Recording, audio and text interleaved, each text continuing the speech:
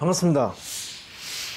모든 낙찰자들이 행복한 1% 기부에 동참하기를 희망하는 경매 채널 김도윤입니다. 지난 시간에 이어서 이번 시간은 감정평가서의 토지감정가의 산출 과정. 자, 지난 시간에 했던 거 잠시 요약하면, 토지는 공시지가 기준법에 의해서 평가하였고, 건물은 비용성의 원리에 따라서 원가법으로 분석하였다. 그 부동산의 특성에 맞게끔 그렇게 적절한 감정평가법을 적용했다라고, 그 적용 근거와 이유, 그 과정에 대한 설명을 쭉 살펴봤습니다.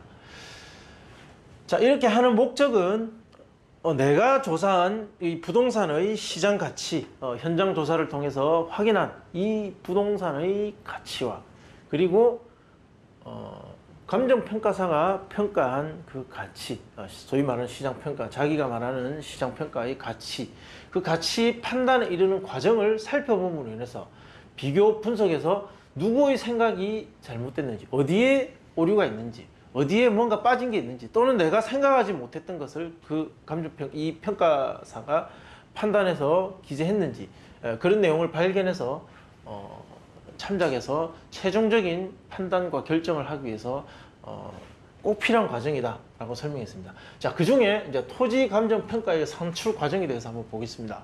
자, 이 대저일동에 있는 공장의 토지 가치를 왜 그렇게 판단했느냐. 자, 감정 평가 방법은 지난 시간에 많이 나왔죠. 토지는 여기 보시면 공시지가 기준, 공시지가를 기준으로 공시 기준일로부터 기준 시점까지, 기준 시점이 2019년 11월 며칠이었습니다. 그리고 공시지가는 2019년 1월 1일 기준이죠. 자, 이때 발표된 공시지가를 이때의 기준 시점으로 수정해 준다. 자, 이 수정해 줘야 되겠죠. 뭐 10년 전에 땅 가치가 지금하고는 다르죠. 예. 이 시기가 다르기 때문에 시점 수정을 하면서 현재의 가치로 이렇게 환산하는 거죠. 자, 그때 사용되는 것이 지가 변동 추이, 당의 토지 위치, 형상, 환경, 토지의 객관적 가치에 영향을 미치는 인근 지가 수준 등을 종합적으로 참작하여 공시지가 기준법으로 평가하되, 인근 또는 동일 수급권 내의 유사지역의 정상적인 거래 사례를 기준으로 사정, 보정, 시점, 수점, 그리고 지역 요인 비교, 개별 요인 비교 등을 통하여 거래 사례 비교법으로 산출한 시상가액과 비교하여 합리성 검토하여 평가하였다. 이때의 공시지가를 기준 시점으로 시점도 수정할 뿐 아니라 주변에 거래된 어떤 사례의 보통 거래된 사례가 있으면 그 계약의 사정이 있겠죠. 특별한 사정, 매수자, 매도자, 계약 조건, 계약 시기, 경제적 상황, 어떤 이런 사정을 보정해서 이 내가 평가하고자 하는 대상물 그 시점에 맞춰서 수정하는 것이죠. 보정하고, 그리고 지역에 따른 어떤 그 가격 형성 과정에서 미치는 영향, 그리고 개별적인 것, 이 개별성이 굉장히 중요하죠. 자, 이런 것들을 이 대상 물건에 맞게끔 그 상황을 맞춰서 그렇게 계산해서 산출한 시상가액과 비교해서 합리성을 검토해서 평가했다. 자, 구체적으로 보겠습니다. 공시지가 기준법에 한 토지 단가 산정, 비교 표준지. 자, 그러면 아까 앞에서 설명드린 기준이 되는 공시지가, 이제 우리 보통 표준지 중에 이 표준지가 많죠, 주변에. 그 중에 이 표준지 중에 내가 분석하고자 하는 부동산과 우리 지금 경매에 분석하는 그 대상물과 가장 비슷한 형태의 토지, 여기서 비교 표준지는 어떤 거겠습니까? 위치의 유사성, 그리고 건물 같은 경우도 그 영향을 미칠 수 있는 물리적인 어떤 유사성, 그리고 용도, 뭐 기능, 이런 여러 가지 유사성. 토지 같은 경우는 용도 지역이 있겠죠. 용도 지역. 또 면적, 뭐 경사도, 도로 접근, 뭐 가로, 땅 이제 도로가 있으면 땅 이렇게 가로 조건 또는 획지 조건, 이런 여러 가지 부동산이 가질 수 있는 그 다양한 조건의 어떤 요인들을 하나하나 전부 다 비교해 가지고 판단할 때 가급적이면 비슷하면 비슷할수록 이 비교할 거리가 줄어들고 그 차이가 적기 때문에 오차를 줄일 수 있다는 거죠. 최대한 비슷한 것, 최대한 비슷한 표준지를 선정해서 이 대상물과 비교한다. 여기도 설명해놨죠. 대상 토지와 용도지역, 이용상황, 주의 환경 등 동일하거나 또는 유사하거나 지리적으로 근접한 표준지를 선정해서 그 표준지를 기준으로 해서 대상 물건과 비교를 하는 겁니다. 뭐 예를 들어 표준지가 100만 원인데 내 물건은 더 위치가 좋고 더 반듯하기 때문에 120만 원 정도 할 수 있다. 뭐 이렇게 그 표준지를 기준으로 비교해서 한다는 것이죠. 이것이 바로 공시지가 기준법의 기본 원리입니다.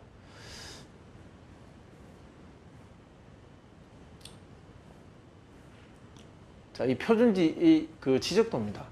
인근에 있는 바로 가까운 거리에 있는 3665-22번지 대지고 일종 일반 주거지 같죠. 용도 지역도 같고 지목도 같고 면적도 면적은 한 2배 정도 크기네요. 면적은 좀 차이가 납니다. 그리고 이용 상황, 그 현황이 굉장히 중요합니다.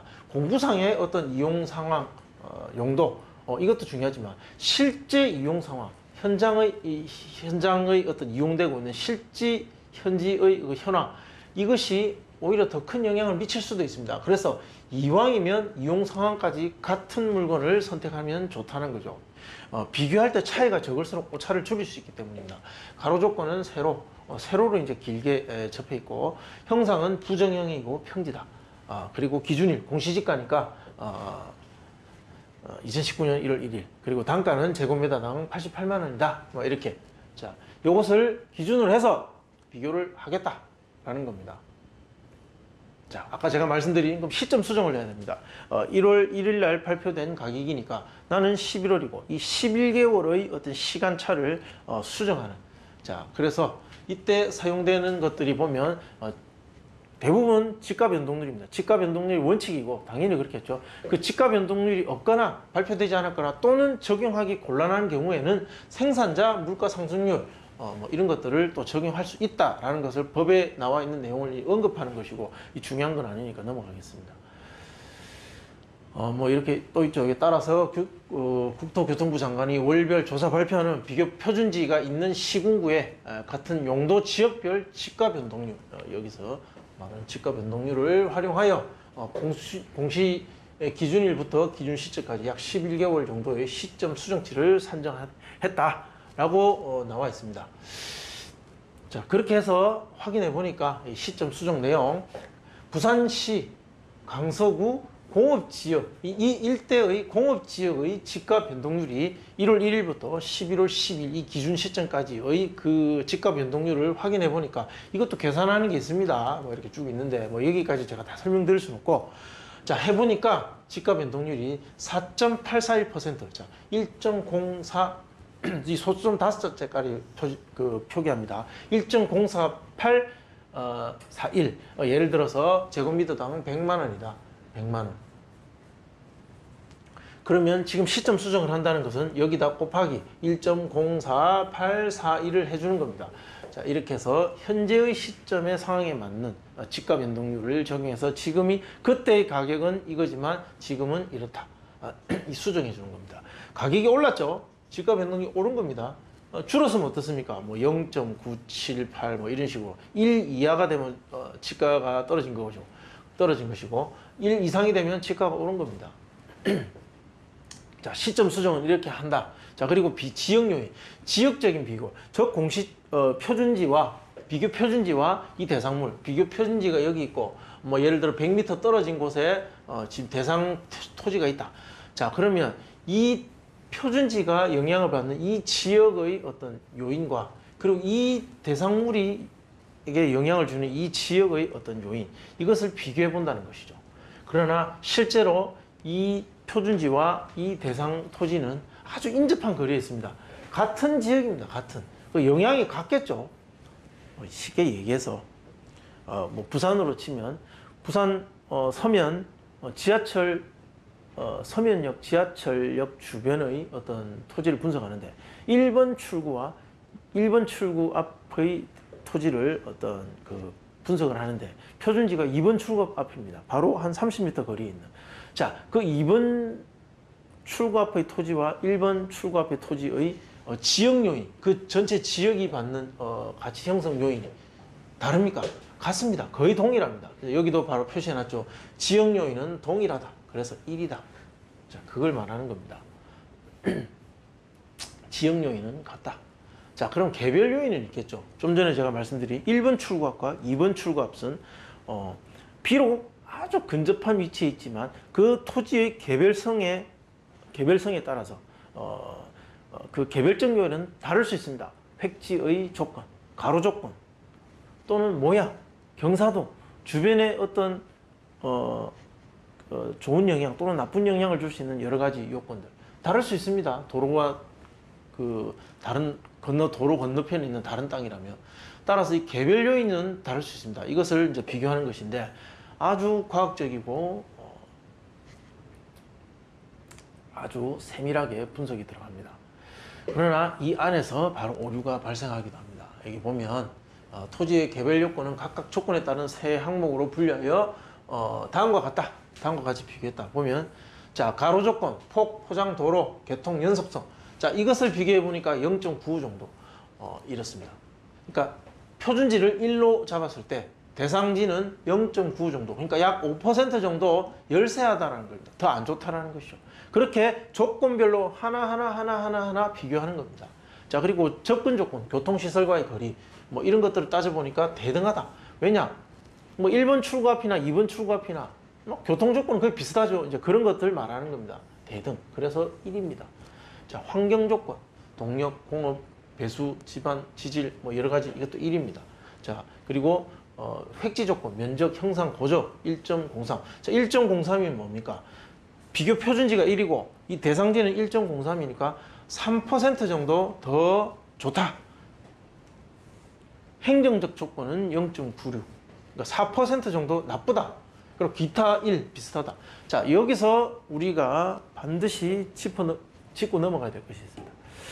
자, 이렇게 획지 조건, 행정적 조건, 환경 조건, 뭐 가로 조건, 교통 조건 뭐 다 좋다 이겁니다. 이 분석함에 있어서 이 하나하나의 조건들의 숫자가 많아지고 더 세부적으로 디테일하게 들어갈수록 더 합리적이고 더 오류 발생 가능성은 낮다. 자, 그것은 이해하겠는데 자, 여기서 여러분들 눈치 빠르신 분들은 알 겁니다. 그럼 과연 이거 뭐 0.96이니 1이니 뭐 0. 이거는 이제 합계입니다. 합계 곱하기 하는 겁니다. 전부. 자, 이 데이터가 나오기까지 중요한 영향을 미친 이 하나하나에 대한 판단, 이 주관적인 판단은 어떻게 할 것이냐는 거죠. 여기서 이제 우리가 생각하는 어떤 가치와 감정평가사가 평가한 감정평가의 가치가 달라지기 시작하는 겁니다. 내가 생각했을 때는 이 면적 형상, 이 조건이 1.3, 꼴랑 겨우 3%가 아니라 거의 1.5배 이상, 50% 이상은 우수한데 왜 1.03밖에 적용하지 않았을까? 여기서는 차이가 발생할 수 있습니다. 감정평가사들은 어느 정도 정해져 있는 그들의 룰에 따라서 그 범위 안에서 약간의 어떤 주관성을 반영해서 이것을 하고 있습니다. 이 정도면, 이 정도 차이면 이 정도 해라는 것들이 있다라는 것이죠. 그러나 실제 현장에서 그 시장 참여자들이 생각하는 판단은 전혀 다를 수 있습니다. 예, 이 사람들은 전문, 과학, 합리 이런 것이 중요한 것이 아니라 이 물건이 나한테 와서 어떤 가치를 발휘할 것이다. 그래서 나는 여기에 어떤 평가를 할 수 있다. 정말 현장에서 실무적인 판단을 하는데 반해 여기서 말하는 이런 내용들은 굉장히 이론적이고 과학적이고 합리적이어야 됩니다. 그 목적 자체가 조금 다르기 때문에 이 목적에 부합하게끔 판단하는 과정이 다르기 때문에 최종적인 생각이 달라질 수 있다. 자, 그것을 꼭 이해하셔야 됩니다. 이 생각이 무조건 맞다라는 것이 아닙니다. 그들은 합리적인 판단을 하기 위해서 이렇게 했는데 내 생각은 어떻다. 그래서 그 생각을 비교해 보시라는 겁니다. 여기서 중요한 건 비교지. 이것이 맞기 때문에 이것을 따라가고 이해하는 것이 아니다. 자, 그렇게 했을 때 종합적으로 0.939 이렇게 판단을 한다.